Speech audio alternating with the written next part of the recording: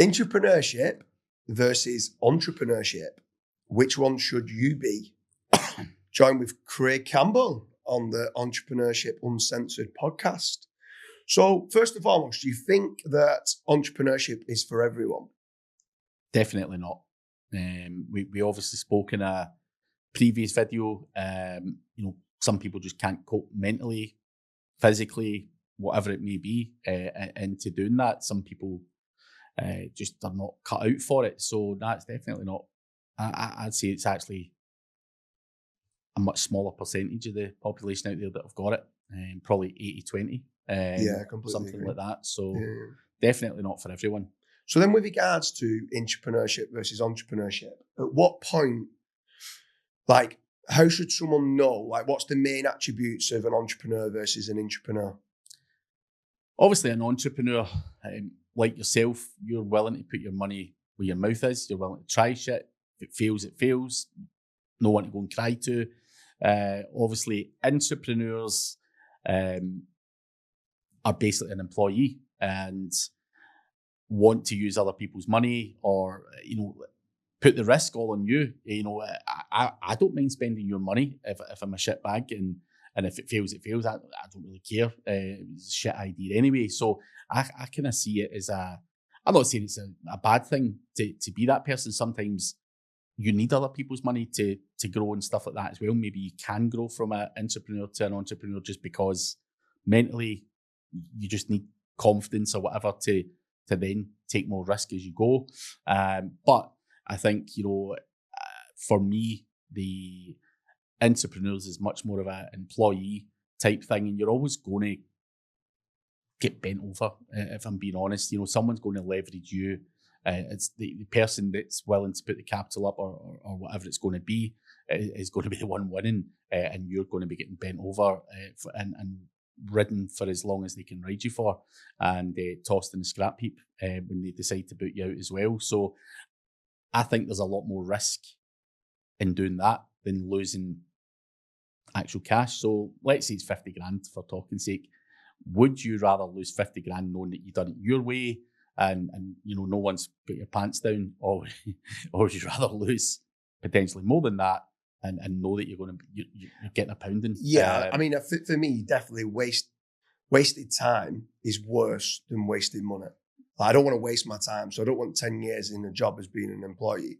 However, what I would say on it is there's certain people in life at certain times where they they're not ready to be an entrepreneur. They're too wet behind the ears. They're not really great in business and stuff like that. And I think at times it's almost like, I think on a previous episode you mentioned about the apprenticeship kind of start. I think it is good to try to be, if you do have a good number one, and I think it is very important to have a good entrepreneur, but if someone could work behind you and be an intrapreneur for you, the amount of stuff that they're going to learn over the years and years of working with you before they're ready then to go and flock the nest and do their own thing.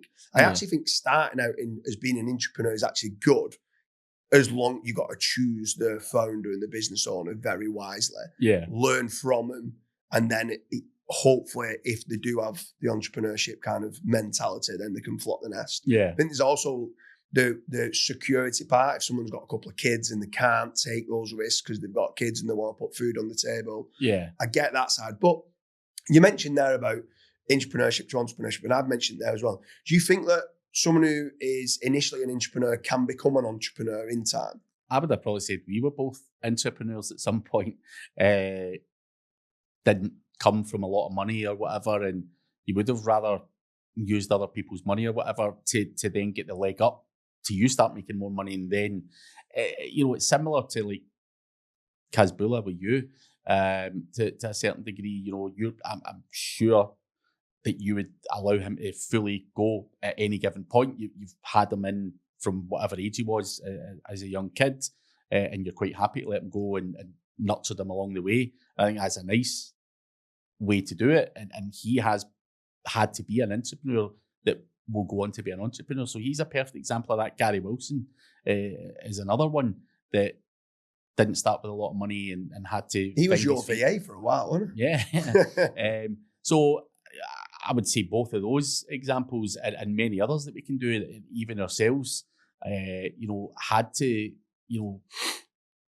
leverage something or someone to get to where we got to. But then I think, just as you get older and wiser and stuff, you're like, nah, I'll take the risk now. I've got a few quid in my pocket.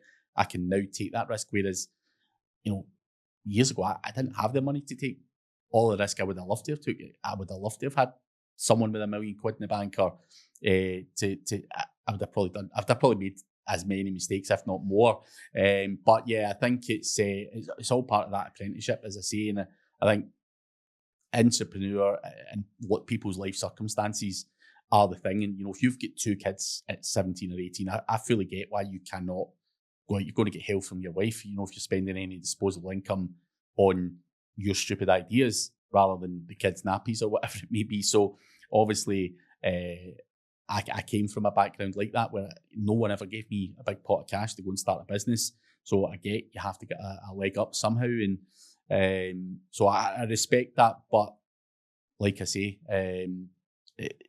when people get older, there is no real excuse. You're one or the other at that point. And do you think that, so here's a kind of good debate that people have quite a lot with intrapreneurship versus entrepreneurship. So many say that actually the number 2s in a business have got probably a better life. They might earn slightly less, but like they haven't got this. They were able to switch off over a weekend. Yeah. We spoke about there's an episode that I would strongly recommend for you to watch with regards to the disadvantages of entrepreneurship. And there is a lot of disadvantages. Like there's times where I wish I could, but I can't be able to switch off. And sometimes even when you're on the summer holidays with the kids and you want to spend time with the kids, and sometimes at times you are just quickly checking the WhatsApps or quickly checking a few emails, and it's like, you shouldn't be doing it. And it's like, so can entrepreneurship in certain times be a better choice? I'm trying to throw, I love entrepreneurship. I'm born to be an entrepreneur, and I think so are you. But at times, is there ever any times in life where you've actually gone, motherfucker, I'm taking all these risks. It's all my money. The buck stops with me. Like I said on a previous episode, when something goes well, you put the light on the staff, well done staff. But when it goes wrong, it's always with you. I probably wouldn't change it personally. Like, I love being that guy. Like, I do try and take myself out of a lot of those group chats and stuff like that as well, because I just can't be asked at night. Just the older you get, you're like, fuck, can't do this and do that. But I wouldn't change it personally. I can see why someone may choose to be the number 2 and equally make a hefty big salary. And there's lots of number 2s in companies that are on sizable salaries with all the benefits and everything, and they can just fuck off at the weekend, switch their phone off. But I don't know if I would change that. I like to be the one that's doing everything. And I think that's just second nature to me. I don't know if it's part of the upbringing or whatever, but it's in your DNA to be an entrepreneur, definitely. But it's probably similar to you as well. Like, even if I was playing chess, I'm going to fucking beat you at it. You might technically be better and you might have played it more than me, but one way or another, I'm coming back to fucking beat you, and I don't give a fuck. And but it's the same at anything, whether it be chess, whether it be football or golf. You're not fucking going to wipe the floor with me. I will fucking get you one day. and that's my thing with business as well. And even if I fail and fail and fail, one day or another, I'm fucking coming back and I'm going to be the better one. And that's always been in my mentality, and I can't ever snap out. That's even when I play FIFA with my son. He's 7-year-old, and the wife's like, "You're giving him a fucking beating." He's like, "Give me a free goal. When I score, give me a free goal. Let me catch up." And I'm like, "No, you need to learn to fucking lose, mate. Not fucking happening." And the wife's like, "Come on, man." I'm like, "No fucking way. Like, you need to have that." And it's just, I don't know where I got it from. Don't know why, but I just don't like getting beat. So I don't think I could be an entrepreneur personally. And that's just, I don't know, upbringing thing, or just I'm born not right in the head. But I think you've got it as well. Like, I could see, like, let's say let's say we go sparring and I fucking catch you with one. I know you're going to be back in that fucking ring. No, but you come back down here, you're good in that fucking ring next week, and you're going to go away and get lessons or whatever to knock me out, or whether it be table tennis or paddle or whatever. I know you're going to be like, "You motherfucker." And I think Cristiano Ronaldo done it once. There's a story kicking around, I can't remember who it was, but he's playing table tennis with someone and they fucking whipped his ass. He went away for about 2 weeks and he fucking bought the table and all that stuff. He fucking get lessons and practicing like a motherfucker. And then he came back and he fucking schooled that fucking motherfucker.